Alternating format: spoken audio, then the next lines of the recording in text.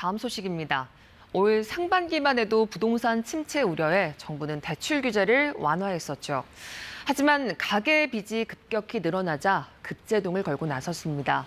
특히 집 살 때 받는 대출을 관리하겠다는 건데 친절한 뉴스 오승묵 기자가 달라지는 부분 보다 자세히 짚어드립니다. 집 구할 때 돈이 부족하면 낮은 금리의 대출 상품을 찾아야죠. 주택금융공사가 고정금리, 장기 분할 상환 대출로 시중은행보다 금리가 상대적으로 낮고 만기는 길다는 장점을 내세운 대출이 특례 보금자리론입니다. 7개월 동안 35조 원 넘게 공급됐습니다. 상대적으로 소득이 높지 않고 비싸지 않은 집을 사려는 사람들을 대상으로 실시되는데 올해 초에는 부동산 시장이 식어간다며 수혜 대상이 확대됐죠. 그런데 지난달 가계대출이 은행권에서만 약 7조 원 급증하자 금융당국이 정책을 바꿨는데요.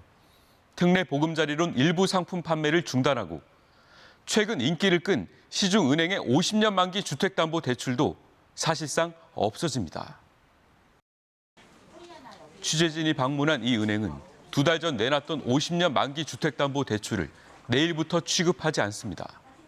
1조 원 넘게 대출이 나갈 정도로 인기였지만 은행권 50년 만기 대출액이 급증하자 당국이 속도 조절을 주문한 겁니다. 다른 은행과 보험사들도 판매를 중단하기로 했습니다. 50년 주담대 취급액이 예측보다 빠르게 증가하면서 가계대출 물량 조절 과정에서 각 은행들이 판매 중단을. 여기에 특례 보금자리론 일반형도 27일부터 신청할 수 없습니다. 6억 원 넘는 주택이나 부부 합산 소득이 1억 원 이상이면 이 대출을 못 받는다는 뜻입니다. 우대형 상품은 상관없습니다. 우대형은 내년 1월까지라고 금융당국이 밝혔습니다. 사실 일반형도 내년 1월 말까지 운영하겠다는 당초 계획을 바꾼 건데요. 급작스런 판매 중단으로 정책 일관성엔 흠집이 생겼지만 가계빚 급증을 잡겠다는 강한 신호를 준 겁니다. 50년 만기 주택담보대출의 대출 한도 계산도 까다로워졌습니다. 어제부터인데요. 대출 전 기간에 걸쳐 상환 능력이 입증되기 어렵다면 만기를 40년으로 제한할 수 있습니다. 또 금리가 더 오른다는 가능성까지 고려하기로 했는데요. 현재 소득뿐 아니라 미래 소득까지 감안해 대출 한도와 만기를 설정하기로 했습니다. 예를 들어보면 연봉 5천만 원 직장인의 경우 기존에는 4억까지 대출이 나왔는데 이번 규제를 적용하면 대출액이 6천만 원 줄어듭니다. 조만간 집을 구하려고 계획을 짜고 있는 사람이라면 당황스럽고 혼란스러울 텐데요. 문제는 집값이 더 오를 거란 기대가 여전하다는 겁니다. 결국 대출 증가세는 대출 규제보다는 다음 주 공개될 주택 공급 대책에 따라 움직일 거란 전망도 나옵니다.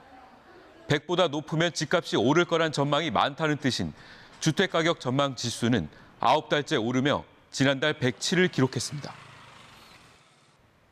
가계대출의 절반 이상을 소득 상위 20%가 받아갔습니다.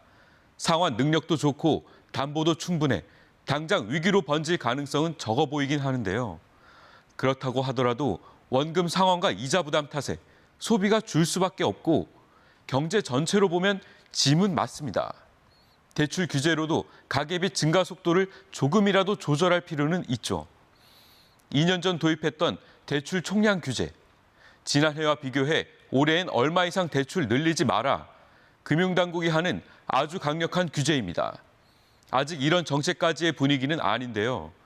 금융당국은 일단은 은행들의 대출 행태를 조이는 데 초점을 두겠다는 겁니다. 하지만 가계빚 증가폭이 너무 늘면 정책은 또 바뀔 수도 있습니다. KBS 뉴스 오승묵입니다.